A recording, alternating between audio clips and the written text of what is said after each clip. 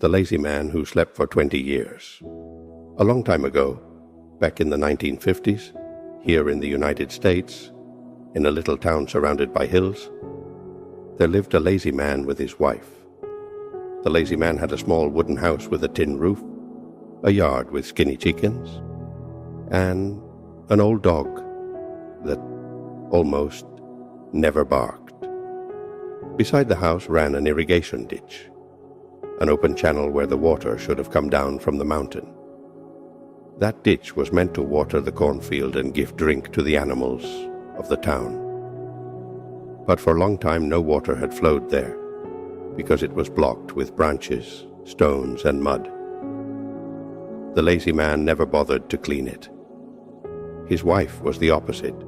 She rose before dawn, lit the stove, made tortillas, swept the yard, and then walked to the ditch. She stood there watching it, arms crossed. The channel was dry, dusty. At best, from time to time, a thin trickle of water ran into the ground before reaching the furrows. "Just look at that," she told the lazy man, when he finally came out of the room, hair messy and yawning. "The ditch is dry. The furrows are dying. If you don't clean it today, this year we won't harvest anything and will starve." The lazy man scratched his head, and always answered the same. "Tomorrow, woman." "I'll do it tomorrow," he said, yawning. She pressed her lips, took a deep breath, and raised her voice. "Not tomorrow. The water must be fixed today, not tomorrow." But the lazy man never listened. He spent the morning sitting in the town plaza under the shade of a tree, talking with the neighbors. He told old stories, exaggerated tales, laughed out loud. And if someone asked for help, he ran right over. If there was a sack of corn to carry, he was ready. If a neighbor needed him to watch her child, he stayed gladly. For others, he always had time. For his own home, never. His wife grew desperate. One Wednesday, their turn for water, she stood before him, hands on her waist. "Today the water should be flowing for us," she said, pointing at the dry ditch. "Listen, nothing, not a drop." "I'll go check right now," said the lazy man, rising slowly. But instead of grabbing the shovel, he fixed his hat and walked straight to the plaza. He stayed there until the sun was setting. He came back with dust on his pants, as if he'd worked. His wife waited at the door. "What did you do?" she asked harshly. "I helped Juan with some sacks," he said, smiling. "And your ditch?" The lazy man shrugged without a word. Days went by. The corn began to bend. The leaves turned yellow and shriveled. The animals cried with thirst. His wife counted on her fingers. "If we have no corn, what will we eat?" "What will we sell?" she said, almost in tears. "Man, don't you understand?" One dawn, tired of waiting, she pushed him out of bed. She set the shovel at his feet. "Get up. I'm sick of hearing you say tomorrow. Today is today. Fix the ditch or go sleep in the hills instead." The lazy man said nothing. He slipped on his sandals, hung the machete on his belt, and took his hat. He walked to the mountain without looking back. He climbed the dusty path. The sun beat on his back. He slipped on loose stones, but kept going. After a while, he reached a clearing among the trees. There he saw strange men. They dressed oddly, with jackets and hats not from his town. They were hauling heavy barrels. One of them, a white-bearded man, looked at him and said, "Friend, help us." The lazy man, who always helped when asked, stepped forward. He pushed a barrel with all his strength. He ended up sweating but content. The man offered him a jug. "Here, for the heat." The lazy man drank. The liquid had a strong, unknown taste. His head felt light, his eyes heavy. He sat by a log to rest for a moment. He closed his eyes just for an instant, and he fell into a deep sleep. When he woke up, the sun was high. He stood up dizzy. His knees cracked as if they were older. He touched his face and felt a long, rough beard. He looked at his hands. They were wrinkled and stained. He looked around. No barrels, no men. The clearing was empty. He hurried down to the town, anguish in his chest. But when he arrived, he recognized nothing. The old store had a big, shiny sign. Through the windows came new songs from small radios. Children played with different toys. On the road passed a huge truck, bigger than any he had ever seen. The lazy man rushed to his house. But it wasn't his house. It was painted blue, with flower pots on the porch. A dog he didn't know came out barking loud. Behind it appeared a young woman, staring with suspicion. "Who are you looking for, sir?" she asked. The lazy man swallowed hard. He pointed at the door, the yard, everything that had once been his. Here I lived," he said, voice broken. "I am the lazy man." The woman frowned. "You don't live here." "We've lived here for many years." The lazy man felt a chill in his chest. He turned away and walked to the plaza. He sat on a bench, head down. An old man approached slowly. He looked closely at his face.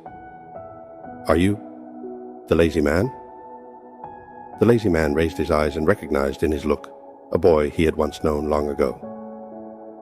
"Yes, it's me," he answered, uncertain. The old man scratched his head.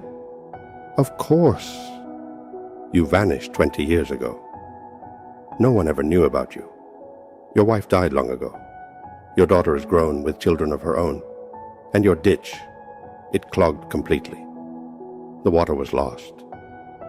The lazy man froze. 20 years. Everything he had left for tomorrow was gone. With a weak voice, almost a whisper, he asked, "Where does my daughter live?" The old man, with sad eyes, lifted his arm and pointed to a street below, near the tire shop. "There, in that white house with the wooden gate. Go, and may God help you." The lazy man swallowed, fixed his hat, and walked slowly. His legs felt heavy, as if carrying the 20 years lost. Each step struck with memories. When he arrived, he raised his trembling hand and knocked 3 times. The door opened. A young woman came out, with firm eyes and a mole on her cheek, the same mole he remembered when she was just a girl, running barefoot in the yard. The woman looked at him without recognition. "What do you want?" she asked sternly with distrust. The lazy man felt his voice stuck, but managed to say, "I am your father, the lazy man." The woman stared at him for a long moment, as if searching for something hidden in his wrinkles and unkempt beard. She did not cry, did not scream, did not fall into his arms. She looked straight at him and answered calmly, "My mother told me that if one day you returned, I shouldn't believe you by words. She said you were good at talking, but bad at keeping promises. She said that if you were truly my father, you would prove it." By fixing the ditch, the lazy man felt a knot in his throat. It was as if his wife's words, the same who had sent him away, came back through his daughter's voice. He bowed his head and could only say, "Give me a shovel." The woman looked at him one moment more, as if doubting whether he was real or a ghost. At last she turned and came back with an old shovel and pickaxe. She handed them without a word. Then she closed the door and left him with the tools in his hands. That same afternoon the lazy man walked to the ditch. The channel was dry, full of big stones, crossed branches, and piles of hard mud. He stood still a moment, staring at the mess. He swallowed, breathed deep, and struck the pick against the dry earth. Clang. The blow shook his arms. The second strike tore a blister on his hand. Sweat ran down his forehead, though he had barely begun. He bent in pain, but did not stop. Blow after blow, he pulled out stones, broke crusts of mud, opened a way. Hours passed. The sun went down and the air grew cold. The lazy man stayed there, his hands covered in dry blood and dirt, his shirt soaked in sweat. Each stone felt heavier, each branch harder. Many times he thought of quitting, leaving it all. But then he remembered his wife's face, his daughter's words, the dry cornfield of his childhood. Today, he whispered to himself like a prayer. Today is today. All night he worked alone. No curious neighbors, no company. Only his ragged breath and the pounding of the pick. The town's dog barked twice in the distance. Then silence again. Under the moonlight, the lazy man looked like a ghost digging the earth. By dawn, he was exhausted, muscles burning. His arms barely obeyed, but his eyes shone with a new strength. Suddenly, as he removed a hard plug of mud, he heard a different sound. First a drop, then a thin trickle that began to slide among the stones.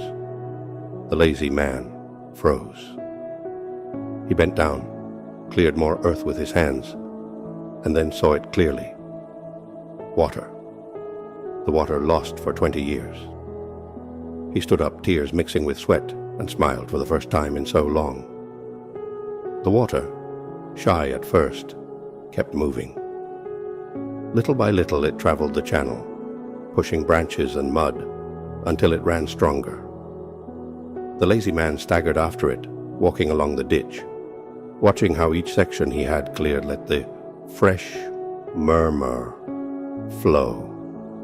By the time the sun was high, the water had reached the patios and fields again. The town noticed. Women came out with jars, children ran barefoot to splash. Men watched amazed at the living stream. Everyone asked the same. Who unclogged the ditch? And all received the same answer. The lazy man. At noon, exhausted, the lazy man sat on the bank. He took off his hat, wiped his forehead, and breathed deep, watching the water flow. Then his daughter appeared. She looked at him in silence, her eyes wet, until she leaned slightly and said, firm but tender, "Now you are my father." The lazy man bowed his head. His voice trembled, but he managed to reply, with tears in his eyes. "Today I learned that water does not wait." From then on, the lazy man changed completely. He no longer woke late. As soon as the rooster crowed, he was on his feet, machete at his waist, shovel on his shoulder. He walked straight to the ditch, checked the water ran free, pulled branches, removed stones. Every day they saw him there, working until the sun went down. The town noticed too. Before, calling him Lazy Man was a joke. Now his nickname became an example. When someone wanted to postpone a task, neighbors said, "Don't be like the lazy man of before, be like the one now." And everyone understood what it meant. The lazy man no longer felt offended by his name. On the contrary, he accepted it with pride, because now it meant something else.